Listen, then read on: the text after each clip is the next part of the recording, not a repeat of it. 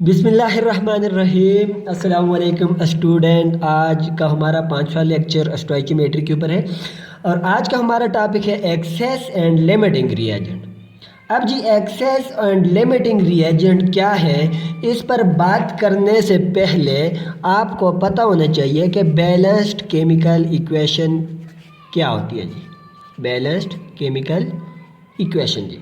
अब देखें जी, अगर आपके पास कोई भी बैलेंस्ड केमिकल इक्वेशन में यहाँ पर कोई भी इक्वेशन लिख रहा हूँ H2 प्लस O2, एक हाइड्रोजन का मालिक्यूल ऑक्सीजन का मालिक्यूल ये आपस में मिलके बना रहे हैं वाटर। अब जी इक्वेशन को बैलेंस करने का मेथड तो मैंने एक लेक्चर के अंदर समझा दिया था। अगर ऑक्सीजन मालिक्यूल की ऑक्सीडेशन स्टेट देखें, ऑक्सीजन एक एटम की ऑक्सीडेशन स्टेट -2 होती है, जबकि ऑक्सीजन के 2 एटम की ऑक्सीडेशन स्टेट क्या हो जाएगी जी, बोले -1 की -2, 2 की -4। हाइड्रोजन के एक एटम की ऑक्सीडेशन स्टेट होती है जी +1, 2 एटम की होगी +2। अब जी ये प्लस और माइनस की बात को छोड़ें, आप लोग इसको क्रॉस में मल्टीप्लाई कर सकते हैं जी। ठीक है जी, इस 4 को लाके यहाँ पे लिख लें, इस 2 को लाके यहाँ पे लिख लें। लेकिन अगर आप इससे पहले ये काम कर दें कि 2:4 इसको सिंपल रेशो के अंदर कन्वर्ट कर दें, तो सिंपल रेशो में जिस वक्त कन्वर्ट करेंगे 1:2। अब जी देखें 4 के लिए सिंपल रेशो जो आ रही है 2, ठीक है जी, और आपने 2 को ला के लिखना है यहाँ पे।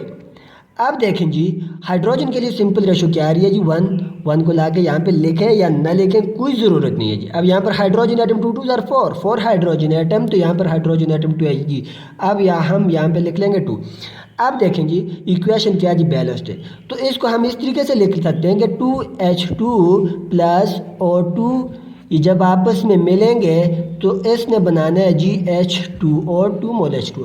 अब इस इक्वेशन का मतलब क्या है जी, इस इक्वेशन का मतलब हम इस तरीके से निकाल सकते हैं कि जब 2 मोल हाइड्रोजन के 2 मोल कंप्लीटली रिएक्ट करेंगे ऑक्सीजन के एक मालिक्यूल के साथ और हमारे पास जो वाटर बनाएंगे जी 2 मोल बनाएंगे। अब देखें जी अगर आपने वाटर बनाना है तो आपके लिए ऑक्सीजन और हाइड्रोजन की रेशो जो होनी चाहिए 2:1 होनी चाहिए, क्योंकि 2:1 के अलावा वाटर नहीं बन सकता। हमें पता है कि जिस वक्त वाटर बनते हैं H2O उसके अंदर 2 हाइड्रोजन एटम होते हैं, एक ऑक्सीजन का एटम होता है। तो वाटर का मालिक्यूल बनाने के लिए ऑक्सीजन के 2 एटम ऑक्सीजन का एक एटम, हाइड्रोजन के 2 एटम की ज़रूरत है। तो हम कह सकते हैं कि 2 mole of hydrogen completely react with 1 mole of oxygen to form 2 mole of water. अब देखें जी अगर इस बात को मैं इस तरीके से लिखूं कि हाइड्रोजन के 2 मोल 2H2 ये कम्प्लीटली रिएक्शन कर रहे हैं ऑक्सीजन के 1 मोल के साथ, तो मैं ये कह सकता हूँ कि हाइड्रोजन के 2 मोल अगर ऑक्सीजन के 1 मोल के साथ कम्प्लीटली रिएक्शन कर रहे हैं तो ये नियरली इक्वल है 1 मोल ऑक्सीजन के। ठीक है जी, हाइड्रोजन के 2 मोल 1 मोल ऑक्सीजन के नियरली इक्वल है। आप देखें जी हाइड्रोजन के 2 मोल हैं, वाटर कितना मोल बन रहा है जी 2 मोल, तो ये आपस में क्या है जी 2 mole of hydrogen is nearly equal to 2 mole of water. अब देखें जी हमें पता है कि 2 मोल ऑफ हाइड्रोजन अगर 1 मोल ऑक्सीजन के बराबर है जी, 1 मोल ऑक्सीजन के बराबर है, तो ये 2 मोल हाइड्रोजन 2 मोल वाटर के बराबर है, तो हम कह सकते हैं कि 2 mole of H2O is nearly equal to 1 mole of oxygen. यह तो थी बैलेंस्ड केमिकल इक्वेशन। अब अगर इस इक्वेशन को हम दोबारा से रीड करें इस तरीके से कि अगर मैं आपसे कहूँ कि यह बताएं इसके अंदर जो रिएक्टेंट हमारे पास मौजूद था हाइड्रोजन और ऑक्सीजन था, तो रिएक्टेंट टोटली कन्वर्ट हुआ है प्रोडक्ट के अंदर। देखें जी 2 2 4 हाइड्रोजन एटम रिएक्टेंट में थे, 4 हाइड्रोजन एटम प्रोडक्ट में, इट्स मीन का reactant totally converted into product. तो इसके अंदर जो बैलेंस्ड केमिकल इक्वेशन होती है इसके अंदर कोई भी एक्सेस रिएजेंट और लिमिटिंग रिएजेंट बिल्कुल नहीं होता जी। अब हम देखते हैं जी एक्सेस रिएजेंट किसे कहते हैं और लिमिटिंग रिएजेंट किसे कहते हैं। अब जी इस बारे में आपका कुछ तो माइंड बन गया होगा कि बैलेंस्ड केमिकल इक्वेशन में टोटली रिएक्टेंट कन्वर्ट होते हैं प्रोडक्ट के अंदर, कोई भी लिमिटिंग रिएजेंट कोई भी एक्सेस रिएजेंट बिल्कुल नहीं बचता। अब देखें जी किसी एक वजूहात की बिना पर अगर देखें जी, ये जो कम्प्लीटली अगर रिएक्टेंट कम्प्लीटली कन्वर्ट हो रहा है प्रोडक्ट के अंदर, रिएक्टेंट नहीं बच रहा, तो हम इसे कह सकते हैं, चैप्टर का नाम स्टोइचियोमेट्री है, तो हम इसे कह सकते हैं कि ये स्टोइचियोमेट्रिक रेशो है, exactly converted into product. Stoichiometric ratio से कहते हैं कि टोटल रिएक्टेंट प्रोडक्ट के अंदर कन्वर्ट हो। अब अगर देखें जी, किसी एक वजूहात की बिना पर अगर मैं यहाँ पर इस रिएक्शन को वंस अगेन लिख रहा हूँ जी, H2 प्लस O2 ये मिलके वाटर बना रहे हैं हमारे पास। अगर मैं ये कहूँ कि हमारे पास हाइड्रोजन जो मौजूद है जी, 4 मोल हाइड्रोजन मौजूद है और 5 मोल ऑक्सीजन मौजूद है। अब देखें जी, ऊपर बैलेंस्ड केमिकल इक्वेशन से हमें तो अंदाज़ा हो गया है जी, बैलेंस्ड केमिकल इक्वेशन से हमें अंदाज़ा हो गया है कि 2 मोल हाइड्रोजन के साथ ऑक्सीजन का 1 मोल रिएक्शन करता है। 2 मोल हाइड्रोजन के साथ ऑक्सीजन का 1 मोल रिएक्शन करते हैं, तो 4 मोल हाइड्रोजन के साथ ऑक्सीजन के कितने मोल रिएक्शन करेंगे? अगर 2 मोल के साथ हाइड्रोजन के 2 मोल के साथ ऑक्सीजन का 1 मोल रिएक्शन कर रहा है, तो 4 मोल के साथ हाइड्रोजन के 2 मोल रिएक्शन करेंगे। अब देखें जी, जो हमारे पास अगर देखें प्रोडक्ट कितना बनेगा जी, तो प्रोडक्ट बनेगा 4 मोल, क्योंकि 2 मोल हाइड्रोजन जिस वक्त होते तो 2 मोल वाटर बन रहा था। अगर 4 मोल हाइड्रोजन होंगे तो 4 मोल वाटर बनेगा। ये it is called balanced chemical equation. ये जो रेशो हम निकाल रहे हैं, ये बैलेंस्ड केमिकल इक्वेशन से निकाल रहे हैं कि जो प्रोडक्ट बनेगा वाटर वो भी 4 मोल ही बनेगा। अब देखें जी, अब आपने ये देखना है कि इसके अंदर जो हाइड्रोजन था, हाइड्रोजन टोटली कंज्यूम हो गया, ये टोटली रिएक्ट कर गया 2 मोल वाटर के साथ। ऑक्सीजन के 5 मोल थे, 3 मोल अभी भी बच रहे हैं जी, 3 मोल अभी भी बच रहे हैं।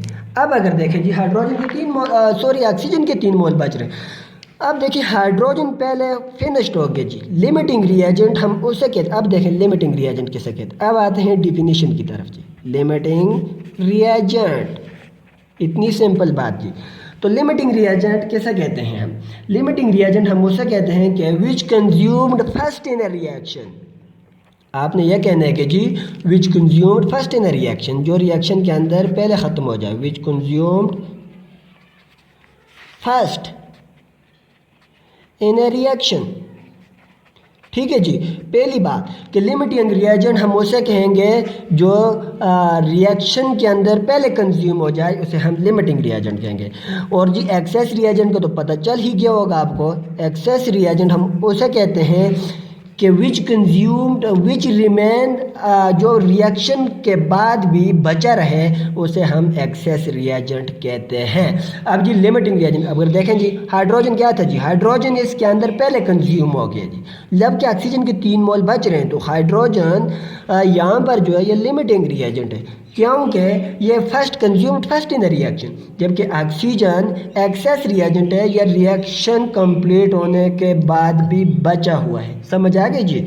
अब देखें जी, दूसरी डिफिनीशन अगर हम करें इसकी, तो हम इसे यह भी कह सकते हैं कि अब अगर जो प्रोडक्ट अगर हम बना रहे हैं जी, प्रोडक्ट देखें जी, फॉर्मल प्रोडक्ट बने, प्रोडक्ट की जो क्वालिटी वो कंट्रोल होती है कि हम प्रोडक्ट कितना बनाएंगे, ये कंट्रोल होता है लिमिटिंग रिएजेंट से। अब देखें जी, अगर हमने बनाना है वाटर 4 मोल, हमें स्टोइचियोमेट्रिक रेशो में पता है कि 4 मोल हाइड्रोजन लेंगे तो 4 मोल वाटर बनेगा, या 2 मोल ऑक्सीजन लेंगे तो 4 मोल वाटर बनेगा। तो आप लोग इन दोनों में से, दो रिएक्टेंट जो आपके पास मौजूद है, इन दोनों में से किसी एक को भी आप लिमिटिंग रिएजेंट ले सकते हैं। अगर आपने हाइड्रोजन को लिमिटिंग रिएजेंट लेना है और आपने बनाना है वाटर 4 मोल बनाने हैं, तो ऑक्सीजन के आप 2 मोल ले सकते हैं, तो उस वक्त हम कहेंगे ये लिमिटिंग, यहाँ पे 10 मोल लें, यहाँ पर 2 मोल लें, तो वाटर फिर भी 4 मोल ही बनेगा।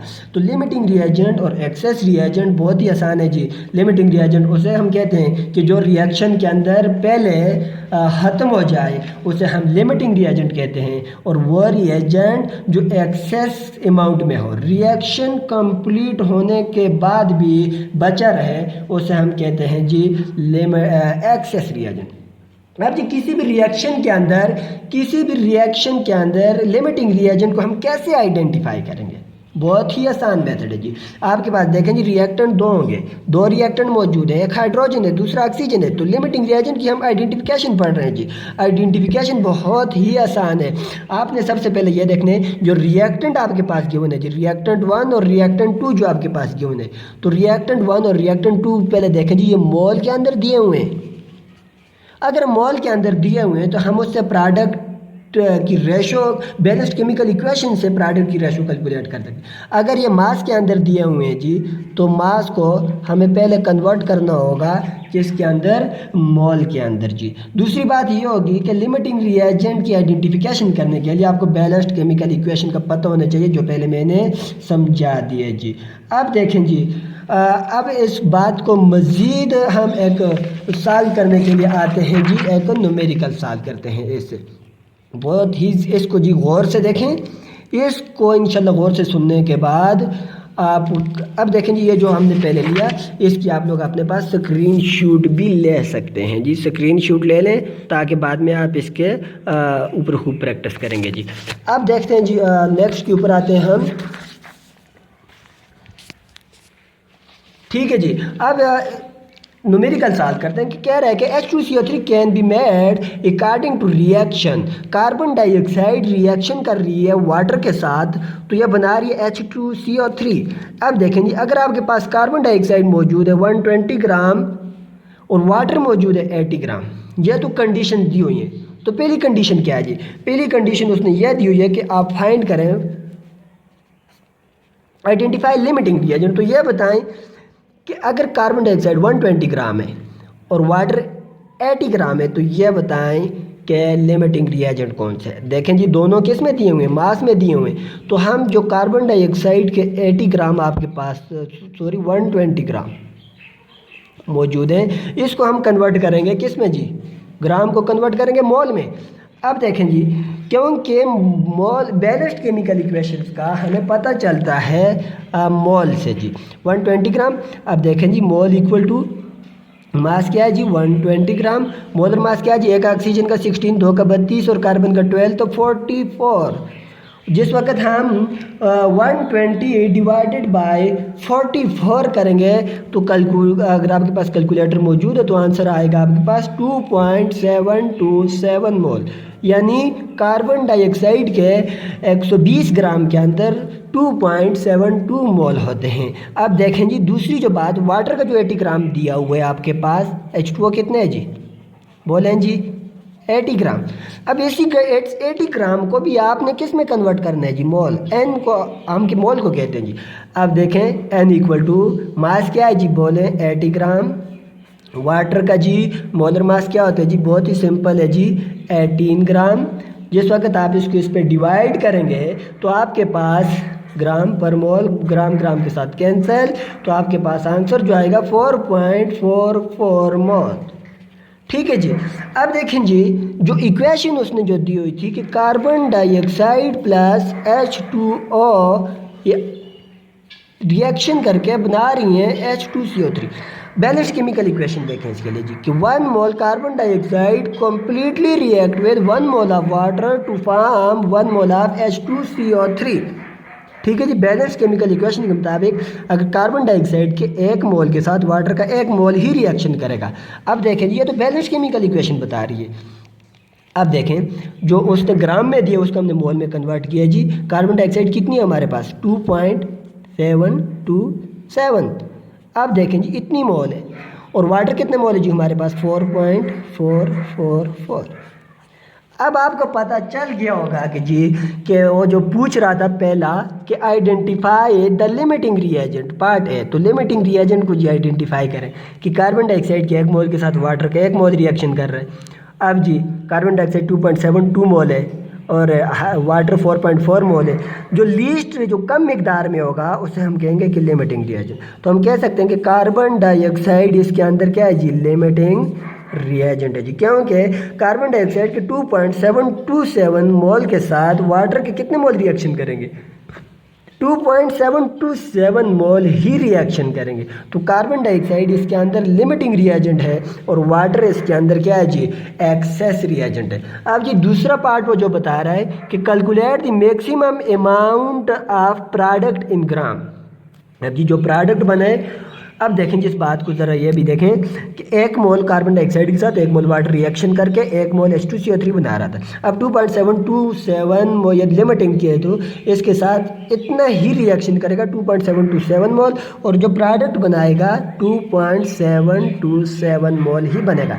जो पार्ट 2 के अंदर अब जो पूछ रहा था पार्ट बी, उसने यह पूछा पार्ट बी के अंदर कि जो प्रोडक्ट आपके पास बना है जी उसको ग्राम के अंदर बताएं। बहुत ही आसान बात है जी। प्रोडक्ट कितना बने आपके पास, देखें जी 2.727 मोल, 2.727 मोल इक्वल टू वो किसका पूछ रहा है, मास। तो मोलर मास क्या है जी, H2CO3 का जी।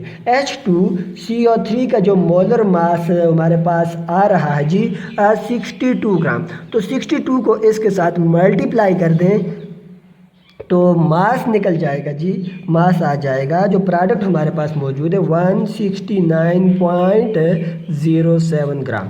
अब देखें जी कि जो प्रोडक्ट हमारे पास बना हुआ है कि 2.727 इसके अंदर 169.07 ग्राम मौजूद है।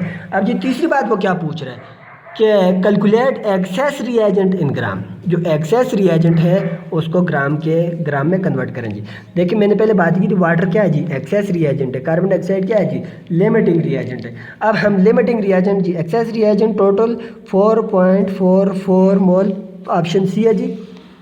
अब देखें जी 4.44 माइनस 2.727 तो रिएक्शन कर रहा है इसमें से, बाकी क्या है जी, एक्सेस रिएजेंट है। तो जिस वक्त हम इसको माइनस करेंगे तो आंसर हमारे पास आ जाएगा जी, माइनस करें तो आंसर आ जाएगा 1.717।